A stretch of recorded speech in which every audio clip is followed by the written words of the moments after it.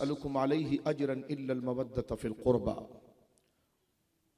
आमन्तु बिल्लाहि सदक़ल्लाहुल अज़ीम बिबरकति इन्नल्लाह मलाइकतहु युसल्लूना अलन नबी या अय्युहल्लज़ीना आमनू सल्लु अलैहि वसल्लिमू तस्लीमा। कोई ज़ुबान खामोश न रहे, मोहब्बत से दुरूद पाक पढ़िए। जामे तिरमिज़ी शरीफ की हदीस मुबारक है, नबी पाक ने इरशाद फरमाया कि जिसके सामने मेरा नाम लिया जाए और मुझ पर दुरूद ना पड़े वो बखील है। इस वईद से बचते हुए मोहब्बत से दुरूद पाक अल्लाहुम्मा सल्लि अला सय्यिदना व मौलाना मुहम्मदिन तिब्बिल क़ुलूब दवाइहा व आफ़ियतिल अब्दान व शिफ़ाइहा व नूरिल अब्सार व ज़ियाइहा व अला आलिहि व सहबिहि व बारिक वसल्लिम सलातन व सलामन अलैका या रसूलल्लाह कुल्लुहुम मिन रसूलिल्लाहि मुल्तमिसुन ग़रफ़म मिनल बहरि और अशफ़म मिनद दियमी मुनज़्ज़हुन शरीकिन फ़ी महासिनिही फ़जौहरुल हुस्न फ़ीहि गैरु मुनक़सिमी सुम्मा रिदा नबी बकरिम व अन उमरा व अन अलिय्युम व अन उस्मान ज़िल करमी मौलाया सल्लि व सल्लिम दाइमन सरमदा अला हबीबिका खैरिल खल्क़ि कुल्लिहिमी सिद्क़ सादिक़ का तसद्दुक़ सादिक़ुल इस्लाम कर बेगज़ब राज़ी हो काज़िम और रज़ा के वास्ते दो जहां में खादिमे आले रसूलुल्लाह कर हज़रत आले रसूल मुक़्तदा के वास्ते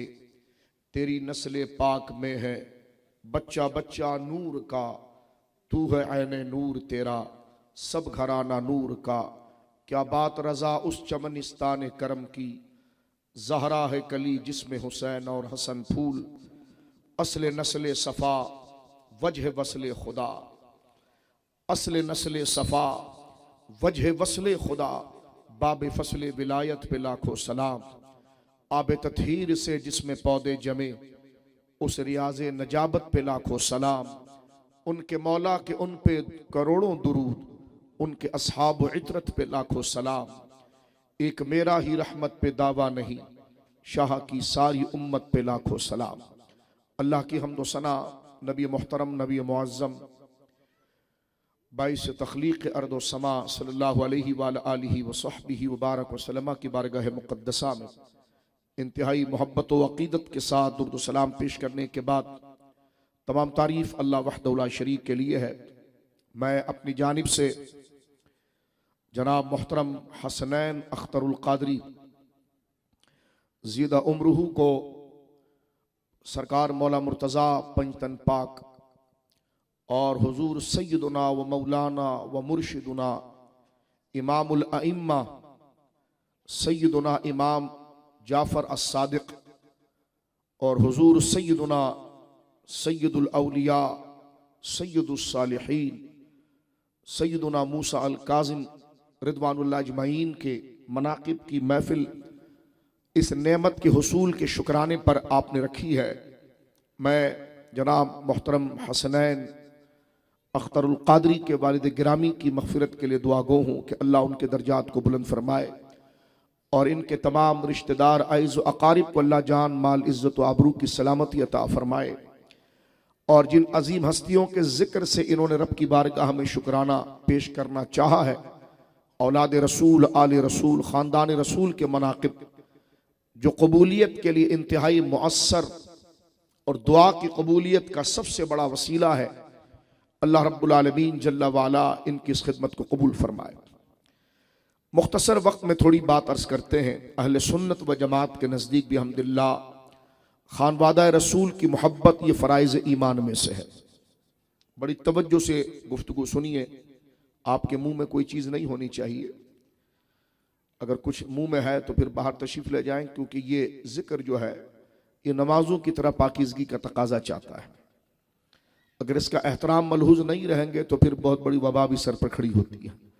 जहाँ पर ये कबूलियत का दर्जा रखता है वहीं पर अगर नेमत और अल्लाह जल्ला वाला की रिज़ा की चीज़ों की अगर हल्की सी तौहीन हो जाए तो उसके लिए बहुत बड़ी ख़राबी इंसान की तरफ से लाहिक होती है।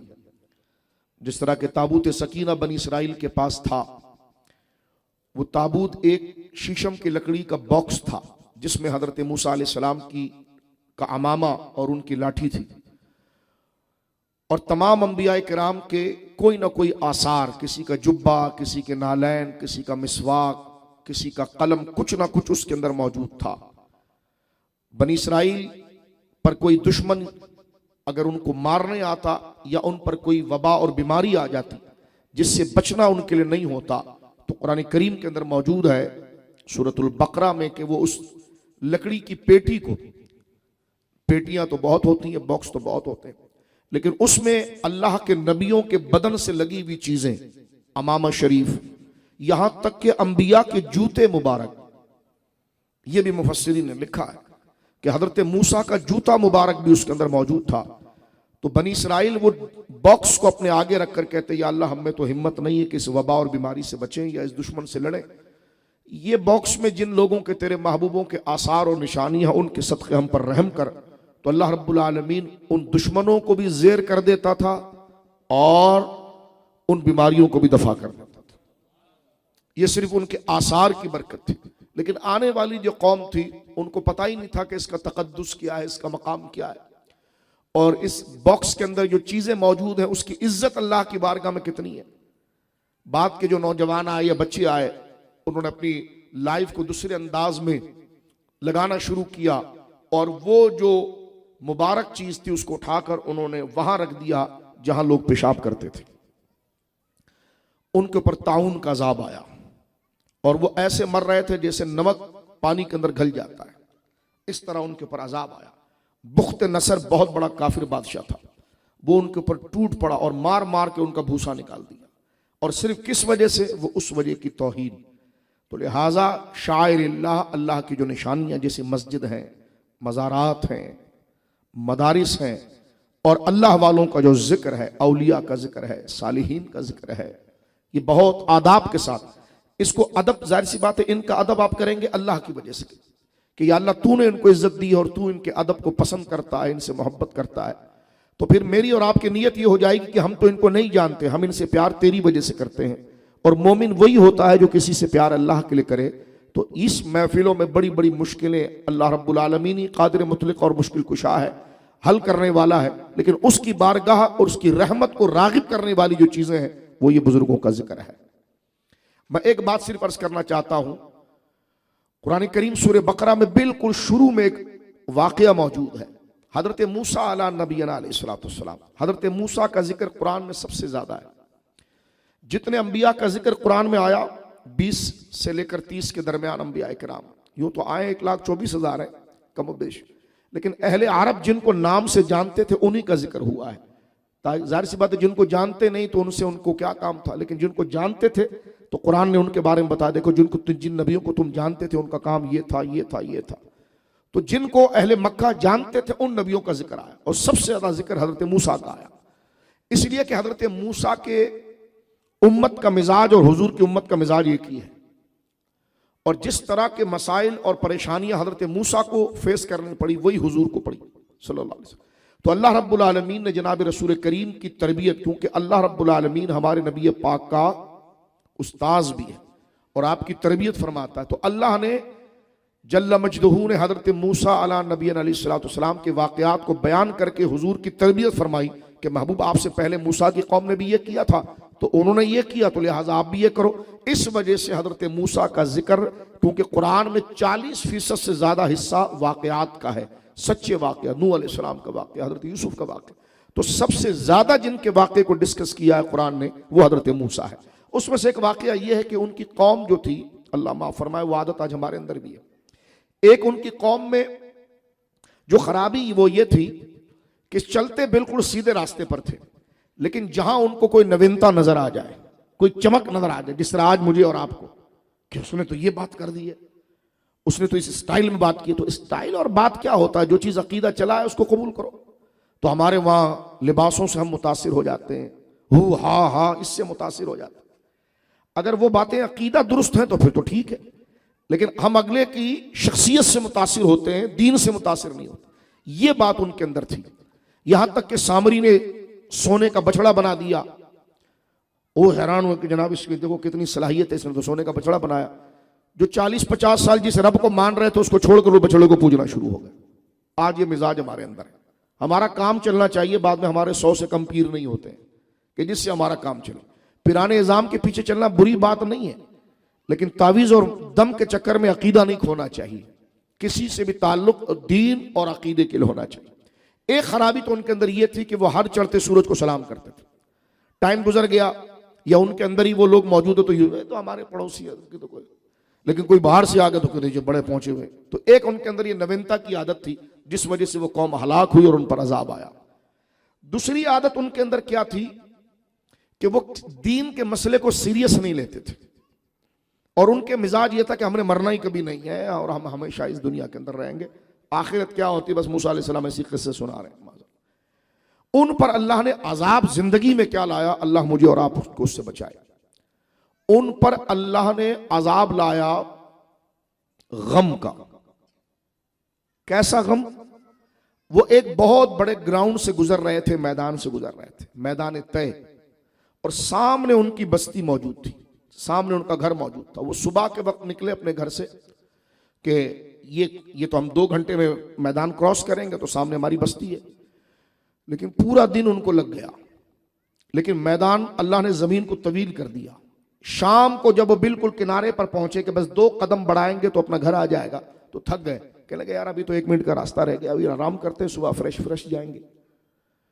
तो जब सुबह हुई तो वहीं पर पहुंचे हुए थे जहां से सफर शुरू की। ये 40 साल तक उस मैदान में घूमते रहे। गम क्या है कि घर सामने नजर आ रहा है लेकिन पहुंच नहीं पा रहे। अब आप इसको अगर महसूस करें, एक बंदा सफर के अंदर हो, सारी चीजें उसके पास सहूलत हो, लेकिन वो पहुंच ना पाए तो उस पर क्या गम होता है। हमारे बच्चे अगर ट्यूशन से या स्कूल से ना आ जाए तो हमारे दिल पर क्या गुजरती है, या हम अपने ऑफिस से अगर ट्रैफिक रास्ते के अंदर हो, घर पर ना पहुंच पाए तो हम पर क्या गुजरती है।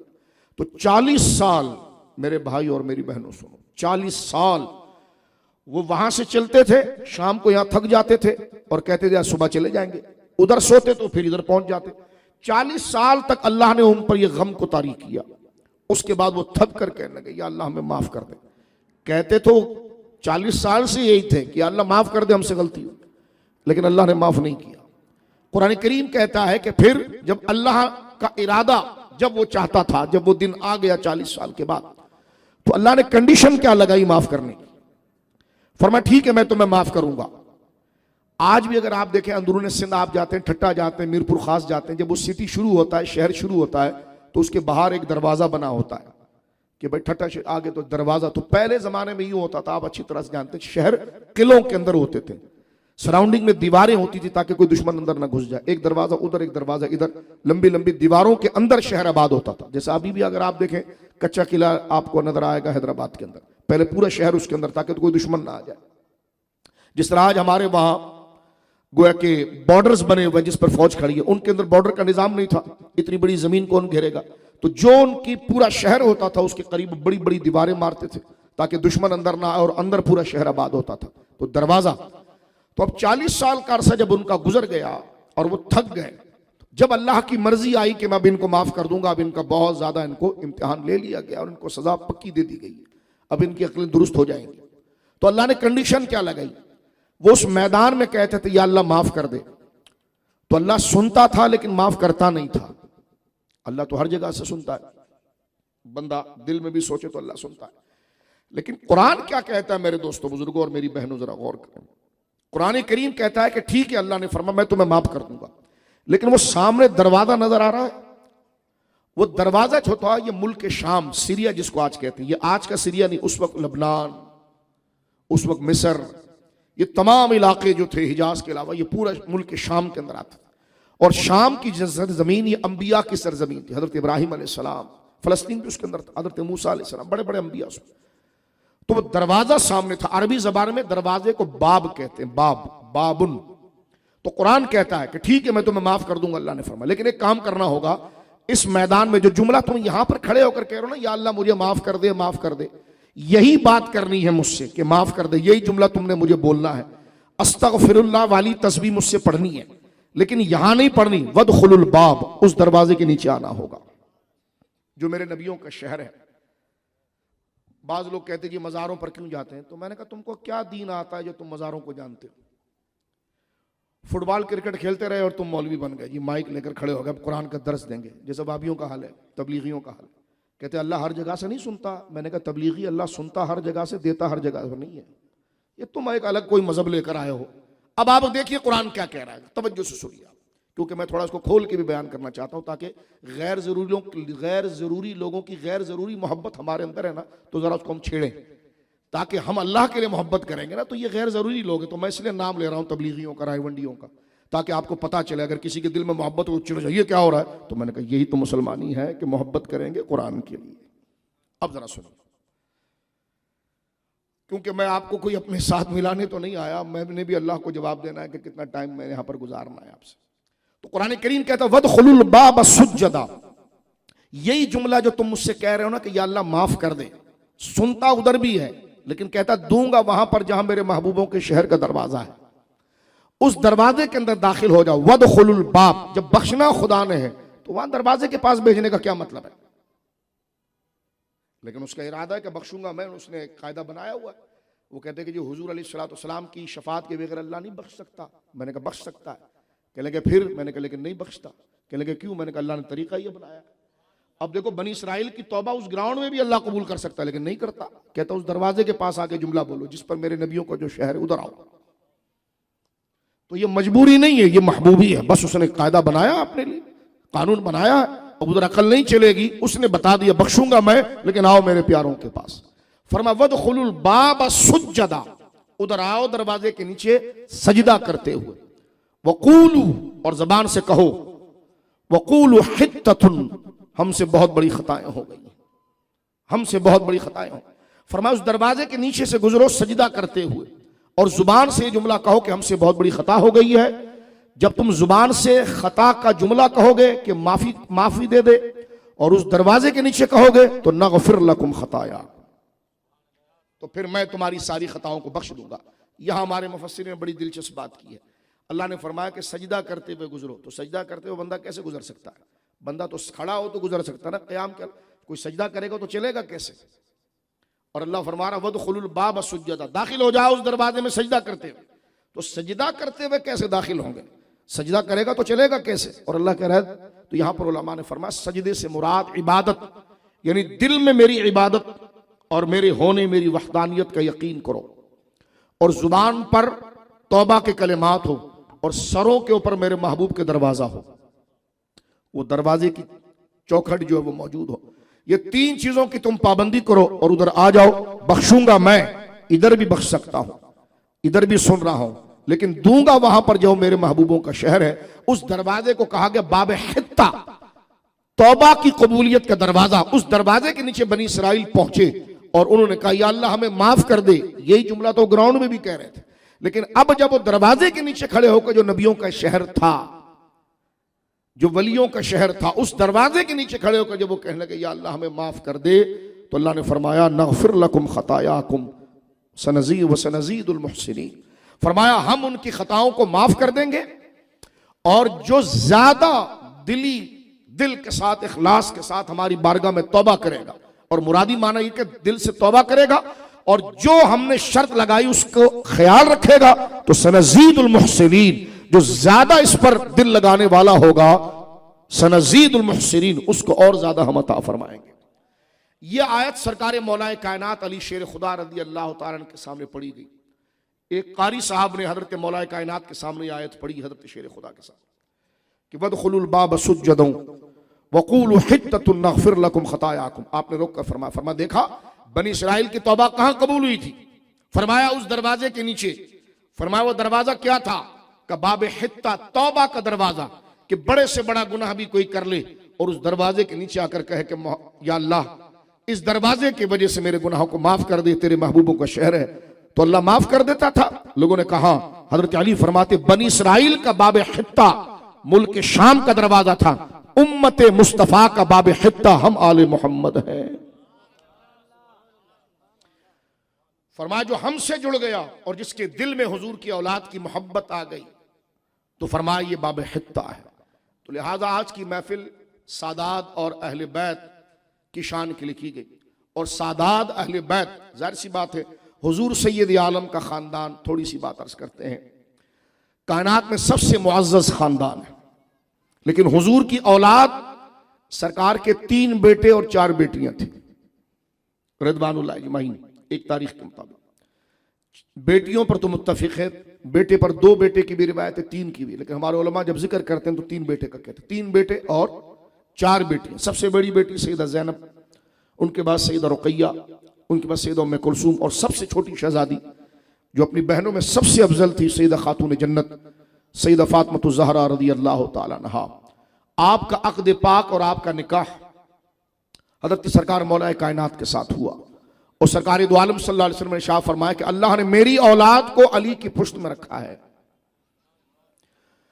हजरत अली रज़ी अल्लाह ताला अन्हु की 9 से ज्यादा शादियां हैं मुख्तलिफ वक्तों में। यानी एक वक्त में जिस तरह एक मर्द को तमाम कैफियत के साथ 4 की इजाजत कुरान मजीद ने दी है, तो मुख्तलिफ औकात में रही तो 4 ही है, लेकिन एक को का इंतकाल हो गया या आपने उसको गोया कि कोई और मामला हो गया, तो फिर उसके बाद 9 के करीब निकाह है और 14 के करीब आपकी औलादें हैं।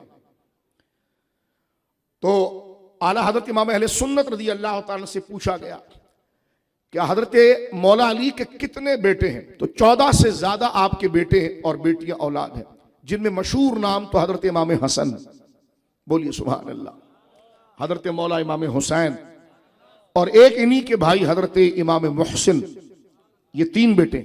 इसी तरह करबला शरीफ में जो हजरत अब्बास अलंबरदार थे वो भी मौला अली के बेटे, मोहम्मद बिन हनफिया मौला अली के बेटे।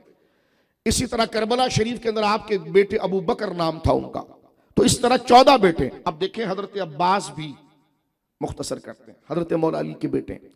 हजरत मोहम्मद बिन हनफिया ये भी मौला अली के बेटे, इमाम हसन हुसैन भी मौला अली के बेटे। लेकिन जब आला हज़रत से पूछा गया कि आपकी औलाद अल्लाह के नजदीक दर्जा और बुजुर्गी एक जैसा रखती है, फरमाया नहीं। फरमाया जो आपकी औलाद सैयदा पाक के सदफ से है, यानी सैयदा फातिमा ज़हरा रज़ियल्लाहु ताला अन्हा की निस्बत से मौला अली की जो औलाद है, तो मौला अली की कोई औलाद उनके मर्तबे पर नहीं पहुंच सकती। फरमाया यहां पर बाप की वजह से फजीलत नहीं है, फजीलत का मेयार सैयदा कायनात खातून जन्नत है।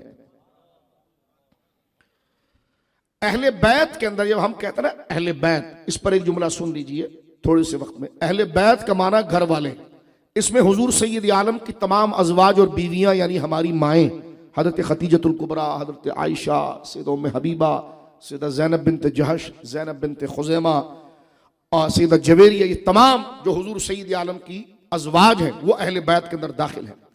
इसी तरह हुजूर अलैहिस्सलाम के वो रिश्तेदार जो चचाजाद थे जिनको ईमान की दौलत नसीब हुई, वो तमाम चचा और उनकी औलाद समेत जैसे अब्बासीन, उनको भी अहले बैत में रखा गया, वो दाखिल है। हजरत अब्बास की जितनी भी औलाद है वो दाखिल है।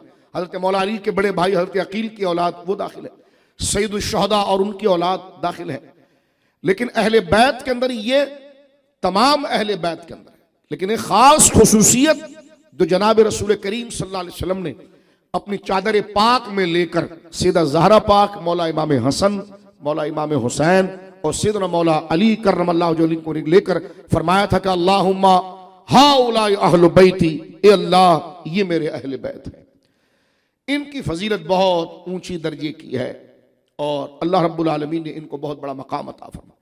जनाब रसूल करीम ने यह शाह फरमाया कि मन हब्बनी, जो मुझसे मोहब्बत करे, वह हब्ब हाज़ैन, और जो हसन और हुसैन से मोहब्बत करे और इनके वालिद से मोहब्बत करे, इनकी वालदा का एहतराम करे, काना माई फी दरजती यौमिल क़ियामा, क़यामत के दिनों मेरे घर के अंदर होगा। ये जनाब रसूल करीम सल्लल्लाहु अलैहि वसल्लम ने इरशाद फरमाया। एक जगह इरशाद फरमाया कि मेरी औलाद मसलो अहले बैती का सफीनती नूह, हजरत नूह अलैहिस्सलाम के दौर में तूफान बड़ा खतरनाक आया था, वो लोग बच गए जो नूह अलैहिस्सलाम की कश्ती में आ गए थे। तो हुजूर फरमाते मेरी औलाद से मोहब्बत और उनसे के साथ संगत और ताल्लुक ये ऐसे है जैसे मेरी औलाद की मिसाल नूह अलैहिस्सलाम की कश्ती है। फमन रकीबा, जो उसमें सवार हो गया नजा, अल्लाह रब्बुल आलमीन दुनिया व आखिरत के अज़ाबात से उसे महफूज रख देगा। और फरमाया अस्सहाबी कन्नुजूम, मेरे सहाबा जो हैं वो सितारों की तरह है। फबिअय्यिम इख्तदैतुम इह्तदैतुम, जो इनके पीछे चल पड़ा वो हिदायत पाएगा। और समंदर से जहाज कश्तियां किनारे पर कब लगती थी कि जब वो सितारों से नक्शा लेती थी। यह अहले सुन्नत का इम्तियाज है कि अल्हम्दुलिल्लाह ये सहाबा की भी इज्जत करते हैं और अहले बैत से भी मोहब्बत करते हैं। बात को समेटते हुए मेरे दोस्तों बुजुर्गों, अहले सुन्नत व जमात के नजदीक हजरत इमाम हसन क्यों, इसलिए कि सैयदा ज़हरा पाक के बारे में हुजूर सैयद आलम ने यह इरशाद फरमाया था कि फातिमा मेरे जिगर का टुकड़ा है, अल फातिमतु बिदअतुम मिन्नी। अल्लाह ने आपको बहुत ऊंचा मकाम अता फरमाया। अल्लाह हमें समझ की तौफीक दे, हमारा इल्मी मियार आगे बढ़े तो फिर हम वो दलाइल के ज़ौक़ में समझ सकते हैं, वक्त इतना नहीं है। लेकिन आप ये सुन लीजिए कि हजरत मौला अली की वो सारी औलादें जो सैयदा पाक के सदफ अक़दस से थी, वो तमाम के तमाम अहले बैत के आला अफराद में उनका शुमार हुआ और उनसे मोहब्बत, उनकी ताज़ीम, उनके साथ ताल्लुक़ का पाबंद अल्लाह ने हमें किया है। अल्लाह कलाम पाक में फरमाता कुल ला असअलुकुम अलैहि अजरन इल्लल मवद्दत फिल कुर्बा। हबीब आप फरमाइए कि ये सहाबा चाहते हैं कि आपका शुक्राना, आपका शुक्रिया अदा करें कि इतनी मुशक्क़त, इतनी तकलीफ से आपने अल्लाह का दीन इन तक पहुंचाया और लोगों को गुमराही से बचाकर उनको दीन की तरफ लेकर आए। तो अब सहाबा ये चाहते थे कि हम हुजूर की कोई खिदमत करें, कोई शुक्रिया अदा करें, इतना बड़ा एहसान हुजूर ने हम पर किया कि हमें जन्नत के रास्ते पर लगाया। तो अल्लाह फरमाता महबूब इनसे कहो कि मुझे कोई और चीज नहीं चाहिए, अगर कुछ देना चाहते हो तो इल्लल मवद्दत फिल कुर्बा, मेरी औलाद से मोहब्बत करो और उनका एहतराम करो। तो ये कुरान करीम की वो आयात है कि जिसकी ताईद में मेरे दोस्त बुजुर्ग हम अहले सुन्नत व जमात मोहब्बत करते हैं। आला हज़रत इमाम अहले सुन्नत रज़ी अल्लाह तआला की किताब है अल अम्नुल उला, बहुत मुजर्रब किताब है सरकार अलैहिस्सलातु वस्सलाम की शान में। उस किताब को ख़त्म करते हुए आपने एक वाक़या नक़िल किया है अहले बैत की शान के हवाले से, और बहुत खूबसूरत वाक़या है जिससे आप समझ जाएंगे कि आज ये महफिल क्यों रखी गई है और मेरा और आपका उनसे क्या रिश्ता और क्या ताल्लुक़ है और अहले सुन्नत आले पाक से क्यों इतनी मोहब्बत करते हैं। वैसे रिवायत जमुल जवामे में हज़रत इमाम जलालुद्दीन सूती अलैहि रहमत ने नकल किया, सनद हसन है। हज़रत फ़ारूक आज़म रज़ी अल्लाह तआला अन्हु को जब ज़ख्मी किया गया था और फिरोज लोलो ने जो मजूसी था उसने जब आप पर नमाज की हालत में खंजर से वार किया था, जिस वक्त आप खलीफा थे, तो आपको जख्म बड़ा खतरनाक लगा था, एक बतन पर था, एक गर्दन पर था, जो भी दवाई दी जाती थी तो वो बह जाती थी। उसी वक्त आपने के क्योंकि हजरत सरकार तो विसाल फरमा गए, मज़ार मुक़द्दसा में फिर हजरत अबू बकर का दौर आया, हजरत उमर का दौर आया। क्योंकि कुछ लोग सादा हैं तो इसलिए फिर ये सारी डिटेल समझाकर 1 मिनट की बात को 15 मिनट में फैलाना पड़ता है, तो ये इसलिए ताकि हम उसको याद रखें। हजरत उमर को ये चीज महसूस हुई कि अगर मेरा इसी हाल में इंतकाल हो गया तो मैं कोई कमेटी पहले बना देता हूं ताकि आगे निजाम हुकूमत को चलाने के लिए साहबा इकराम किसी का ताय्युन कर, जैसे हज़रत उस्मान गनी का किया गया। तो आपने 6 रुकनी कमेटी बनाई थी और 6 बंदों की आपने कमेटी बनाई, फरमाया कि खलीफा ये मुतय्यन करेंगे और ये जिनको वो ये 6 का वोट जिसकी तरफ ज्यादा चला जाएगा, जिस बंदे की तरफ, वो उम्मत का खलीफा होगा। और हज़रत उस्मान की तरफ ज्यादा लोग चले गए, इस वजह से हज़रत उस्मान उसमें खलीफा बने। उन 6 लोगों के अंदर जिनका नाम हज़रत सैयदना फारूक आज़म ने मुतय्यन किया था, उसमें हज़रत अली मुर्तज़ा रज़ी अल्लाह तआला थे, हज़रत उस्मान गनी थे, हज़रत तलहा थे, हज़रत साद बिन अबी वक्कास थे और हज़रत अब्दुर्रहमान बिन औफ थे। तो ये तकरीबन 6 बंदों की कमेटी बनी। तो आपकी शहजादी यानी हज़रत फारूक आज़म की बेटी और हमारी माँ, क्योंकि वो हुजूर के निकाह में थी, सैयदा हफ्सा रज़ी अल्लाह तआला फारूक आज़म की बेटी थी। तो वो आई और उन्होंने हज़रत फारूक आज़म से कहा कि लोग ये कह रहे हैं कि आप ये मुशावरती कमेटी को और थोड़ा बढ़ाएं, 6 बंदे नहीं, कोई 8, 10, 15 करें। आपने फरमाया नहीं, इस वक्त रूए जमीन पर इतनी अजमत वाला कोई है नहीं इन 6 के मुकाबले में। फरमाया वो कैसे? तो फिर आपने हर एक की अलग अलग शान बयान फरमाई। फरमाया मैंने पहला नाम साद बिन वक्कास का लिया, कहा? फरमाया गज़वा उहद में इनकी कुर्बानियां इतनी थी कि रसूलुल्लाह ने यह फरमाया था, साद तुझ पर मेरे माँ बाप कुर्बान हो। फरमाया दुनिया यह कहती है कि या रसूलुल्लाह आप पर मेरे माँ बाप कुर्बान हो, लेकिन साद बिन अबी वक्कास ये रिश्ते में हुजूर के मामू भी है, क्योंकि ये कबीला बनु ज़हरा से और सैयदा आमिना के बिल्कुल भाई लगते हैं। तो इनको इनकी जो बड़ी कुर्बानी थी उस पर सरकार ने फरमाया था, साद तुझ पर मेरे माँ बाप कुर्बान हो जाए। इसी तरह हजरत तलहा की एक फजीलत बता दी, हर सहाबी की एक फजीलत बता दी। 6ठे नंबर पर जो थे वो हजरत अब्दुर्रहमान बिन औफ थे। ये भी हुजूर सईद आलम के रिश्ते में मामू हैं, क्योंकि बनु ज़हरा से। फारूक आज़म फरमाते हैं इनकी तो बात ही बड़ी अजीब थी। सईदा कहने लगी वो क्या? फरमाया एक दफा मैं और अब्दुर्रहमान हुजूर के दरवाजे के सामने खड़े हुए थे, तो इमाम हसन और हुसैन रो रहे थे घर में।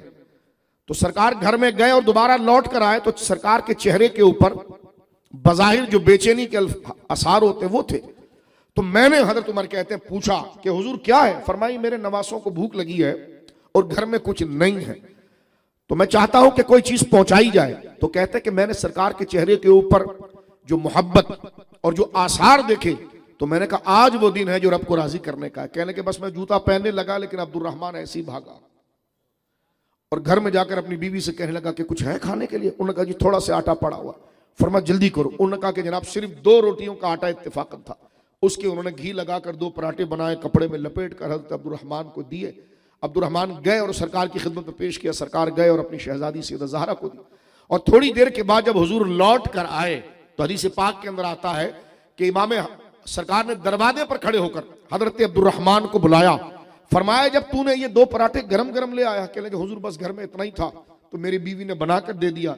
तो फरमाया तुझे पता है कि जब मेरी बेटी ने मेरे नवासों को खिलाया तो वो दोनों खुश हुए, तो जब वो खुश हुए तो मेरी बेटी खुश हुई, तो उसको देखकर मैं खुश हुआ। तो उस वक्त हजरत अब्दुर्रहमान को ये जुमला सरकार दो आलम ने फरमाया था कि अब्दुर्रहमान तूने मेरे नवासों की इतनी अजीम खिदमत की और मेरी बेटी की खिदमत की और उनको राजी किया। तो सरकार दो आलम सल्लल्लाहु अलैहि वसल्लम ने शाह फरमाया कफाक अल्लाह दुनिया का, ए अब्दुर्रहमान तेरी दुनिया खैर से गुजर जाए बस, वह अम्मल आखिरा फाना लहा जामिन, जो तूने आज काम किया है ना मेरे बच्चों के लिए, तो कयामत के दिन तेरी शफात की जमानत में उठाता हूं। तो इस हदीस पाक से देखिए कि सहाबा किराम किस तरह खुद को हुजूर अलैहिस्सलाम के खानदान के लिए खिदमत में पेश करते थे और ये बात करते, उन्हीं की औलाद में से बात को खत्म करते हैं। आज जिनका यौम रखा है हजरत इमाम हुसैन के बड़े शहजादे, आपके मुतअद्दिद बेटे हैं लेकिन जिनका बड़ा नाम है सरकार इमाम ज़ैनुल आबिदीन है, जो एक रात में 1000 नवाफिल पढ़ना आपका करीना था और बहुत बड़े अल्लाह के वली थे। और उनके शहजादे सरकार इमाम बाकिर हैं, और भी उनकी औलादें, लेकिन सरकार इमाम बाकिर रज़ी अल्लाह तआला के और शहजादे, लेकिन उनमें एक अजीम हस्ती इमामुल अइम्मा मुर्शिदुना सरकार इमाम जाफर as-सादिक है। बोलिए रज़ी अल्लाह तआला। उनको इस जुमलों की जरूरत नहीं, लेकिन हम उनकी तारीफ करेंगे तो खुदा हमसे राजी हो जाएगा। फिर उनके शहजादे हजरत सरकार मूसा काजिम है रज़ी अल्लाह। 28 रजब को आपका विसाल है हजरत सैयदना मूसा काजिम रज़ी अल्लाह तआला, और 15 रजब को हजरत सरकार इमाम जाफर as-सादिक की है। इसलिए अहले सुन्नत 15 रजब को भी कुंडे की नियाज करते हैं, 22 को भी करते हैं, लेकिन 22 को हजरत अमीर माविया रज़ी अल्लाह तआला का विसाल का वक्त आता है तो फिर हम ये कहते हैं कि जब फातिहा दे रहे हैं तो फिर साहबी रसूल का रुतबा तो बड़ा है, तो लिहाजा हजरत इमाम जाफर सादिक का जिक्र पाक हो तो हजरत अमीर माविया का भी फातिहा किया जाए, तो 15 को भी किया जाए, 22 को भी किया जाए, जब भी किया जाए। तो ये कूंडे की नियाज, क्योंकि हमारे वहां हिंदुस्तान के अंदर कूंडा मट्टी के बर्तन को कहा जाता था। उस जमाने में कोई मीठी चीज बनाकर गोया कि मट्टी के बर्तन में रख दी जाती थी तो वो मशहूर हो गई। तो चीज की निस्बत कोई हैसियत नहीं रखती है, मामला है मतलब है एहसाले सवाब, और उसका ताल्लुक खाने पीने से भी नहीं होता। एहसाले सवाब यह कि कोई खैर के काम आप ऐसे करें कि जो अल्लाह के पसंदीदा काम है, उसको करने के बाद जब बंदा अल्लाह के पसंदीदा काम करता है तो अल्लाह उस पर बंदे को अजर देता है। तो फिर वो कहे या अल्लाह जो तूने मुझे अजर दिया है ये सारे बुजुर्गों की खिदमत में, मेरे माँ बाप, मेरे रिश्तेदार, खास तौर पर इन इमामों की खिदमत में, इसको कहते हैं साले सवाब। रहा कोई खाने का एहतमाम करना, मकसद खाना नहीं होता, लेकिन ये तो हमारी मुआशरत है। बंदा 5 मिनट किसी से मिल जाता है तो बोतल पिलाए, पानी पिलाए, चाय पिलाए नहीं छोड़ता। तो इतने देर तक अगर कोई आले नबी का जिक्र सुन रहा हो तो उसको बिठा कर खाना खिला दिया जाए तो मैं हैरान हूं, ये पागल इसको बिदत कहते हैं, ये बिदत कहां से हो गया? तवज्जो है आप। तो ये बिल्कुल एक क्लियर मसला खाना पीने का मकसद नहीं, हर बंदा अपने घर में खाता है, लेकिन ये एक मुआशरत का तरीका है कि जितना देर बंदा बैठे तो खाने पीने से हमारी जिंदगी वाबस्ता है। प्यास हमें लगती है, भूख हमें लगती है। जब आपका कोई रिश्तेदार या पड़ोस या कोई आप किसी को रिस्पेक्ट देना चाहते हो तो आप कहते हैं यार वो आपका मेहमान आया ना, और दोपहर का खाना मेरे घर है, तो ये नहीं कि उसको खाना नहीं मिल रहा, लेकिन कहने का मकसद ये है, ये एक इज्जत का तरीका होता है। तो ये खाना चाहे 11वीं शरीफ का हो या कुंडे की नियाज हो, मकसद खाना नहीं है, मकसद एहसाले सवाब है। हाँ, लेकिन जो खाना और जो गैदरिंग और जो गेट टू गेट उनके नाम से मंसूब हो जाए तो फिर वो इज्जत वाला और बाइस बरकत हो जाता है। बाइस बरकत नहीं, खाना तो अल्लाह के नाम पर बनना चाहिए। तो मैंने कहा वो वलीमे के कार्ड पर तो तूने बेटे का नाम लिखा हुआ था। मैंने कहा किसका खाना कहिए? वलीमे बेटे का वलीमा है। तो मैंने कहा फिर अल्लाह का क्या है? कह लगा नहीं अल्लाह ही का। तो मैंने कहा बेटे का नाम क्यों लिखा है? ताकि तारुफ हो जाए कि बेटे के लिए। तो मैंने कहा यहां पर भी है, बना अल्लाह के लिए, तारुफ है कि गौस पाक के सवाब पहुंचे। तो इतनी बड़ी कौन सा तूने सारा आसमान सर पे उठा दिया कि जनाब जो बिदत है। मैं बड़ा हैरान था, एक तबलीगी मौलवी घर में 3 बकरे ले आए। तो मैंने कहा जनाब मुल्ला जी ये 3 बकरे कैसे ले आया? का, एक अब्बा का, एक अम्मा का, एक खाला का है। तो मैंने कहा फिर अल्लाह का कहाँ है? ये तीनों तूने बंदों पे निपटा दिए हैं। एक अब्बा को नाम पर कर दिया है, नहीं गैरुल्लाह के नाम पर चीज ना हराम हो जाती है। मैंने कहा अब्बा के नाम पर जायज हो जाती। मैंने कहा ये 3 बकरे जो आपने बांधे ये क्यों लाए हैं? कहने के एक अब्बा का है, एक अम्मा का, एक मेरा है। तो मैंने कहा अल्लाह का कहा है? कहने का अल्लाह ही का है। तो फिर मैंने कहा इनका नाम क्यों? समझ रहे हो? और इस पर पूरा मजहब बनाया हुआ, नाम नहीं लेना चाहिए और ये हराम है। मैंने कहा चुप करो, तुम्हारा काम ही लोटा बिस्तर है, बस खामोश रहो। कोई दीन की बातों को ऐसी खराब करते, इसमें कौन सी चीज हराम की? तो मैंने कहा ये 3 चीजें जो है देखो, कहा कि एक मेरा बकरा है, एक मेरी अम्मी का बकरा है और एक अब्बा का बकरा है। तो मैंने कहा जब तीनों बकरे घर में निपट गए तो फिर अल्लाह का कहाँ है? कहने लगा नहीं अल्लाह ही का है। तो मैंने कहा फिर अब्बा का कहाँ है? कहने लगा नहीं अब्बा का है। तो फिर मैंने कहा अल्लाह का कहाँ है? कहने लगा आप समझ नहीं रहे। मैंने कहा सब समझ रहा हूं, आप समझा दे। कहने लगा नहीं कटेगा अल्लाह के नाम पर, सवाब अब्बा को पहुंचेगा। तो मैंने कहा बनेगा अल्लाह के नाम पर, सवाब अब्बा को पहुंचेगा। तो ये तो एक इंट्रोडक्शन, तारुफ की चीज है। तो लिहाजा इमामैन का जिक्र करना ये बहुत बड़ी सादत है, बहुत बड़ी बरकत है। सरकार इमाम मूसा काजिम रदी अल्लाह तआला, आपका लक़ब काजिम है। मैं भी पढ़ रहा था, अल-बिदाया के अंदर मौजूद है कि कोई शख्स अगर आपकी बुराई करता था ना, कितना बड़ा हौसला था उनका। उनको पता चल जाता कि फला बंदा मेरी बुराई कर रहा है, तो आपके पास कीमती चीज होती ना, जेब में पैसे होते जो, वो सब उसको भिजवा देते, उसको तोहफा पेश करें। आप हैरान है, ऐसा बंदा इतना मिच्योर, इतना हिल्म, इतना बर्दाश्त, कि पता है कि जनाब वो बंदा आपकी बुराई कर रहा है, आप चाहते तो बदला भी ले सकते हैं, लेकिन ऐसे लोग, पता चल गया फला बंदा जो है मेरी बुराई कर रहा है, तो आप उसकी खिदमत में जनाब जो है सामान भिजवाते हैं। एक दिन एक बंदा आया इमाम जाफर सादिक के सामने, बहुत बड़ा बक बक बक बक करने लगा। फरमा तुझे भूख लगी है? कहने लगा हाँ। इसको खाना खिलाओ। तो खाना खिलाया तो फिर सर झुका, कहने का वाकई में आप रसूलुल्लाह के बेटे। फरमा मैं समझ गया तू मेरे खिलाफ बकबक इसलिए कर रहा है कि तेरे को चाहिए, वो मेरे पास है और तुझे मिला नहीं है। तो आप देखिए कि इतने बड़े लोग, अल्लाह, उस सामने आप अगर मुरीदों को इशारा करते तो उसका हाल खराब हो जाता, लेकिन उसको बड़े कंधे पर हाथ रखकर तुझे भूख लगी, यानी उसने आपके लिए बड़े अजीब अजीब अल्फाज कहे, लेकिन आपने फरमाया कि तुझे भूख लगी। उसने कहा हाँ। तो अपने मुरीद से कहा कि पहले इसको खाना खिलाओ इज्जत के साथ। जब उसने खा लिया तो वो रो कर कहने लगा वाकई में आप रसूलुल्लाह के बेटे। इतना हिल्म, इतना बर्दाश्त। तो सरकार मूसा काजिम रदी अल्लाह तआला पर आखिरी जुमला मैं अर्ज करना चाहता हूँ। इमाम गजाली ने लिखा है कि जिस तरह जिंदगी में आपसे मदद मांगी जाती थी, इस तरह मज़ार पर आपके बेटे हजरत मौला अली रजा है जो मशहद ईरान में आराम फरमा रहे हैं। बड़े बड़े उलमा सालिहीन उनके मज़ार और उनकी संगबोसी के लिए हाजिर होते हैं। अहले सुन्नत की किताबें भरी पड़ी है। सरकार इमाम मूसा हजरत मूसा काजिम रदी अल्लाह तआला के शहजादे हैं सरकार मौला इमाम अली रजा, और उनके शहजादे हजरत इमाम तकी, फिर इमाम नकी, इमाम हसन अस्करी, और फिर इनकी औलाद में हजरत इमाम महदी तशरीफ लाएंगे।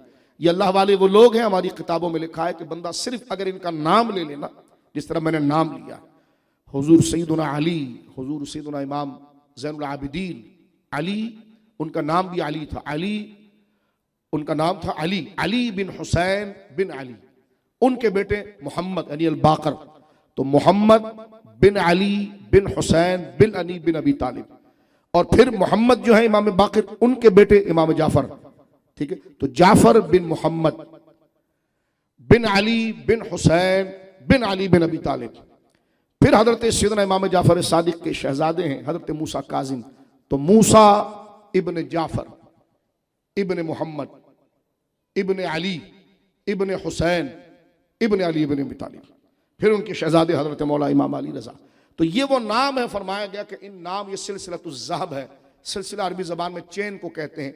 ये वो नाम है जिसको गोल्डन चेन कहा जाता है कि अल्लाह रब्बुल आलमीन की बारगाह में अगर ये पढ़ा जाए, इब्न माजा में मौजूद है कि पागल के ऊपर भी अगर जिसकी अकल ज़ाइल हो जाए, इस नाम को सच्ची अकीदे से अगर पढ़ दिया जाए, दम कर दिया जाए, तो अल्लाह उसकी अकल को बहाल कर देता है। ऐसे सैकड़ों वाक़यात मौजूद हैं। हारून रशीद अपने वक्त का बहुत बड़ा बादशाह था, और वो क्योंकि अब्बासी था, हजरत अब्बास की औलाद में से था, तो अहले बैत में से बनु हाशिम था। वो जब आया दरबार पर, लेकिन बादशाहों के अपने कर्र फर होते हैं, प्रोटोकॉल होता है, तो सरकार की जाली मुबारक के सामने आया तो उसने जुमला कहा, अस्सलामु अलैका या इब्न अम्मी, ऐ मेरे चचा के बेटे आप पर सलाम। बात ठीक है, लेकिन जरा इन्हीं फखरिया तौर पर यह कहा। तो हजरत सरकार मूसा काजिम तशरीफ लाए तो आपने जुमला कहा, अस्सलामु अलैका या अबती, ऐ मेरे बाप आप पर सलाम। क्योंकि हुजूर को जो निस्बत, हुजूर से जो निस्बत हजरत मूसा काजिम की है ना, वो सीधा ज़हरा के सदक़े, इतनी करीब निस्बत किसी पर नहीं। हारून रशीद चिढ़ गया इस बात पर, और उस बात को उसने दिल में रख लिया। और बस अल्लाह उसके गुनाह को माफ़ करे। और फिर उसने कोई बहाना करके हज़रत मूसा काजिम को कैद किया और फिर आपको कुएं के अंदर बंद किया और उसी कुएं में एक अरसे तक आप बंद रहे और उसी में आपका विसाल पाक हुआ। काजिम थे, बदला नहीं लेते थे और बहुत नरम दिल शख्सियत थी। शहजादे थे सरकार इमाम जाफर सादिक रदी अल्लाह। इस वक्त जितना इल्म आपको अहले सुन्नत में नजर आता है ये सब हजरत इमाम जाफर सादिक के सीने से फूटा है। इमाम आजम उनके जूतों को चूमने वालों में से थे और उनके आगे दो जानों बैठने वाले में से। तबकात हनफिया के अंदर मौजूद है कि हजरत इमाम आजम हनीफा दरस हदीस दे रहे थे। जिस तरह मैं बिला तशवीह, जैसे आप यहां पर हैं, पीछे से कोई आए तो मुझे क्या पता चलेगा। तो इमाम आजम का चेहरा मुबारक लोगों के सामने था। हजरत सरकार इमाम जाफर सादिक आए और हरम के दरवाजे के एक पिलर के साथ, मस्जिद हराम में एक पिलर के साथ रुक गए और सुनने लगे कि मैंने अबू हनीफा को जो पढ़ाया है तो ये पढ़ाता कैसा है। तो सामने से तालिब इल्मों में हलचल हुई। तो हजरत इमाम आजम अबू हनीफा कितनी बड़ी शख्सियत, आपने जब मुड़ कर देखा तो सरकार इमाम जाफर सादिक का एक पहलू नजर आया तो रोते हुए खड़े हो गए और हाथ बांध दिया। फरमाया हुजूर माफ कीजिएगा, मुझे पता नहीं था कि आप तशरीफ लाए। अगर मुझे पता होता कि आप दरबार में आ रहे हैं, आप दर्स में आ रहे हैं, तो दुनिया अबू हनीफा को बैठा हुआ न देखती, आपके इस्तकबाल में खड़ा हुआ देखती। इसलिए हजरत पीर महली शाह साहब ने क्या फरमाया, इस पर हम बात खत्म करते हैं। फरमाया कि मम्मात आला हुब्ब आले मोहम्मद मात शहीदा। जो आले मोहम्मद हुजूर की औलाद की मोहब्बत दिल में रखकर मरा वो कयामत में शहीदों में उठाया जाएगा। मम्मात आला बुग़्ज़ आले मोहम्मद माता काफिरा। जिसके दिल में हुजूर की औलाद और हुजूर के घराने का बुग़्ज़ होगा वो मरते वक्त मुसलमान नहीं रहेगा। तो कितने हजीम लोग हैं मेरे दोस्तों कि हमारा ईमान भी उनकी वजह से बचता है और हमारा ईमान कबूल भी उनकी वजह से होता है। तो खूब कहा था बेदम वारसी ने अली रहमत रिदवान के, बेदम यही तो पांच हैं मकसूद कायनात। बोले सुभान अल्लाह। मकसूद कायनात तो हुजूर ही है, लेकिन ये इजाफी बात है। जैसा हज़रत गौस पाक को मोहिउद्दीन कहा जाता है, असल में मोहिउद्दीन तो रसूलुल्लाह है, ठीक है ना। जैसे हज़रत गरीब नवाज ख्वाजा गरीब मोइनुद्दीन चिश्ती अजमेरी रहिमहुल्लाह को मोइनुद्दीन कहा जाता है, तो असल मोइनुद्दीन तो रसूलुल्लाह है, असल गरीब नवाज तो रसूलुल्लाह है। तो ये हुजूर से मुकाबले पर नहीं बात की जाती, हुजूर की निस्बत से की जाती है। तो यही कहा बेदम वारसी ने कि बेदम यही तो पांच हैं मकसूद कायनात, खैरुन निसा हुसैन व हसन मुस्तफ़ा अली। क्या बात रजा उस चमनिस्ताने करम की, ज़हरा है कली जिसमें हुसैन और हसन फूल। मैं आखिर में फिर मुबारकबाद देना चाहता हूँ उस घराने को कि बहुत खूबसूरत एहतमाम आपने शुक्राने का किया है और शुक्राने में आपने ख़ानदान रसूल और खानवादा रसूल और सैयदा ज़हरा पाक के जिनका वुरूद मसूद मैदान मशर में जब होगा तो रब की तरफ से मुनादी निदा करेगा कि ए बड़े बड़े नेक लोगों गर्दनें झुकाओ, रसूलुल्लाह की शहजादी जन्नत में जा रही है। तो अल्लाह रब्बुल आलमीन हमें आले पाक और असहाब पाक की शफात नसीब करे। ये जो जुमला मैंने आपसे जिक्र किया और आपने सुनने की सादत की, ये महफिल को अल्लाह मेरे और आपकी मग़फ़िरत का ज़रिया बनाए, मेरे और आपके माँ बाप की मग़फ़िरत का ज़रिया बनाए।